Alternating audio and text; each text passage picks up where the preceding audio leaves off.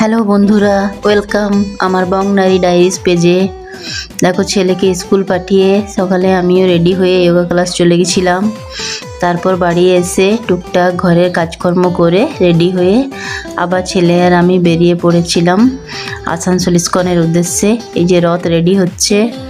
তারপর জগন্নাথ মহাপ্রভুকে দর্শন করে প্রসাদ গ্রহণের জন্য বসে গেছিলাম। প্রসাদ গ্রহণের পর নিজের থালা ধুয়ে আবার থালাটি ধুয়ে যথাস্থানে থালাটি রেখে আমরা ওখানেই ঘন্টা দেড়েক মতো বিশ্রাম নিয়েছিলাম।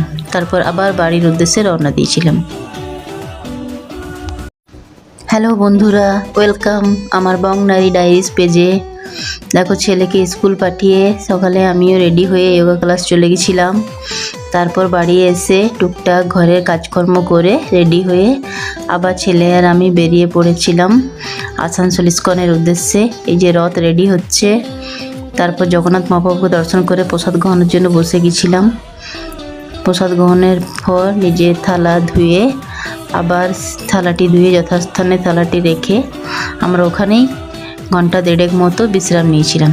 তারপর আবার বাড়ির উদ্দেশ্যে রওনা দিয়েছিলাম।